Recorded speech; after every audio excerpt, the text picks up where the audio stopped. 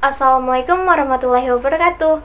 Halo guys, kembali lagi di YouTube channel Bunga. Sebelumnya jangan lupa like, share, dan subscribe bagi yang belum subscribe. Sekarang Bunga akan membahas materi tentang bab 4, yaitu konsep manajemen pendidikan tingkat sekolah dasar dalam mata kuliah pengelolaan pendidikan yang diampu oleh dosen Muhammad Kristiawan. Berikut ini nama lengkap dan NPM Bunga. Lanjut ke materi. Yang pertama ada pengertian manajemen sekolah dasar. Sekolah dasar adalah sebuah organisasi sosial yang mempunyai tujuan yang telah ditetapkan. Tujuan utama sekolah dasar memberikan pendidikan yang berkualitas kepada peserta didik di sekolah dasar. Sekolah dasar memiliki staf sendiri yang merupakan sumber daya manusia yang dimiliki. Sekolah dasar juga memiliki sumber daya sendiri, yaitu terdiri dari finansial, material, dan fisik. Manajemen sekolah merupakan usaha manusia yang bekerja sama. Manajemen sekolah dasar merupakan kegiatan mengelola atau mengatur sekolah dasar. Dengan kata lain, manajemen sekolah dasar berarti penggunaan orang-orang dan sumber daya yang lain untuk mencapai tujuan sekolah dasar tersebut. Di sekolah dasar, kepala sekolah sebagai pengelola perlu menggunakan manusia, material, dan sumber daya finansial untuk memenuhi tujuan sekolah yang telah ditetapkan. Itu tadi menurut Marini di tahun 2014, peran manajemen yang dilakukan oleh guru-guru di sekolah dasar.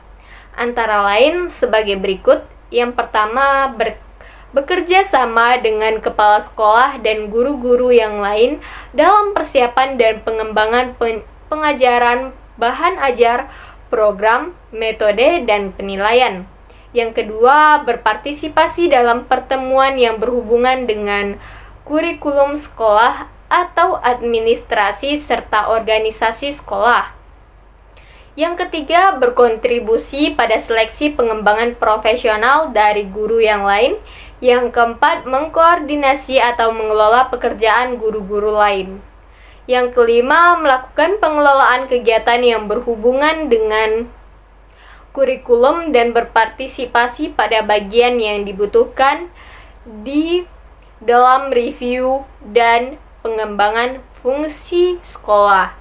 Dan yang keenam, berpartisipasi dalam tugas administrasi dan orang-orang yang memberikan dukungan kepada guru serta mengalokasikan peralatan dan material.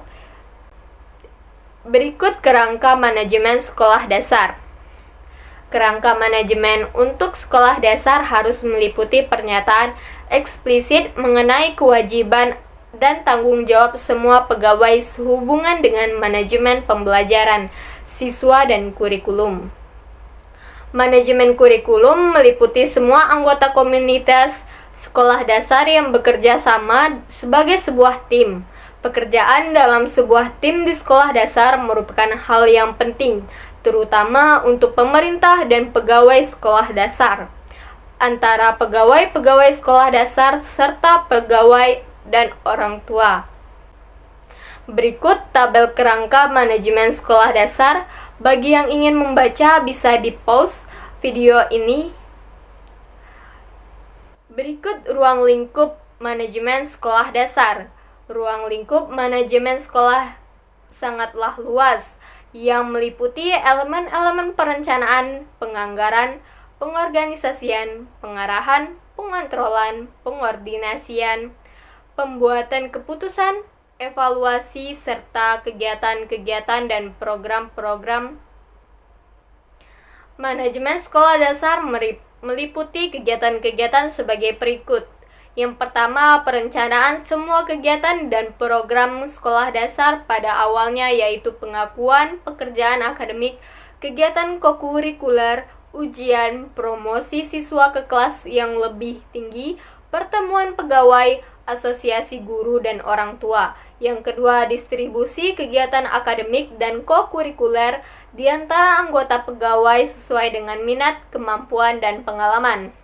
Yang ketiga, persiapan anggaran tahunan yang menunjukkan penerimaan dan pengeluaran. Yang keempat ada persiapan jadwal kegiatan.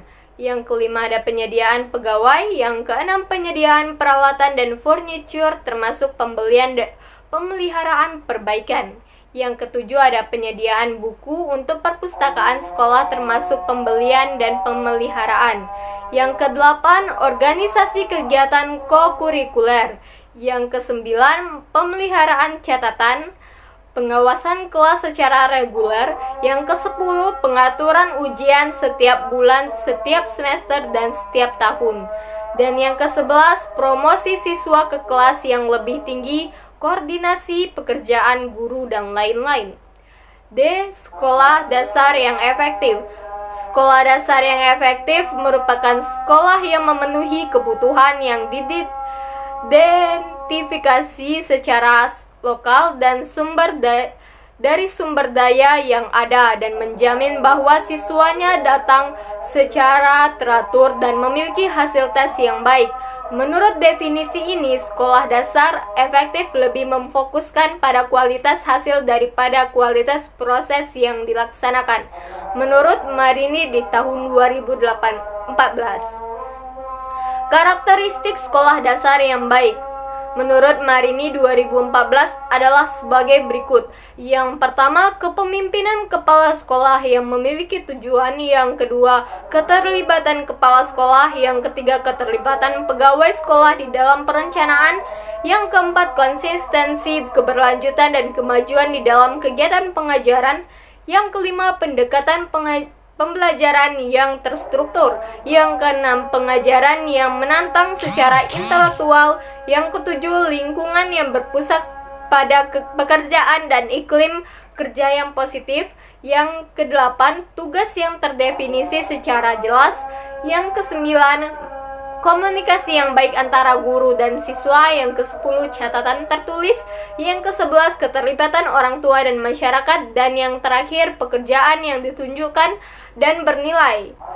Berikut fokus manajemen sekolah dasar. Manajemen sekolah dasar merupakan proses di mana kepala sekolah dasar selaku administrator bersama atau melalui orang lain berupaya mencapai tujuan institusional sekolah dasar secara efisien.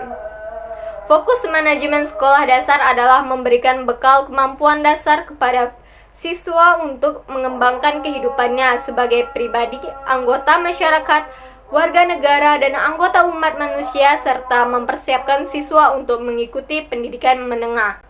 Yang terakhir ada penerapan. Untuk meningkatkan mutu lembaga pendidikan, ada 5 hal yang harus diterapkan menurut Baharudin di tahun 2010, yaitu yang pertama, pengembangan dan perbaikan kurikulum berbasis kompetensi. Yang kedua, memperhatikan kondisi kebutuhan siswa dan masyarakat. Yang ketiga, sistem evaluasi yang ada hendaknya dirancang dengan berbasis keahlian peserta didik. Ini berarti sistem pendidikan yang dijalankan lebih menitik beratkan kepada pengukuran kemampuan peserta didik pada ranah psikomotorik, daripada hanya sekedar memiliki dan mengetahui pengetahuan dan keahlian yang diajarkan pendidik. Yang keempat, perbaikan sarana dan prasarana pendidikan, pengembangan dan ketersediaan bahan ajar. Dan yang kelima ada menambah intensitas pelaksanaan pelatihan atau training bagi pendidikan dan tenaga kependidikan. Itu tadi materi singkat mengenai konsep manajemen pendidikan tingkat sekolah dasar. Semoga dapat teman-teman pahami dan bermanfaat untuk teman-teman. Maaf jika masih banyak kekurangan, kepada Allah saya mohon ampun. Wassalamualaikum warahmatullahi wabarakatuh. See you next video guys.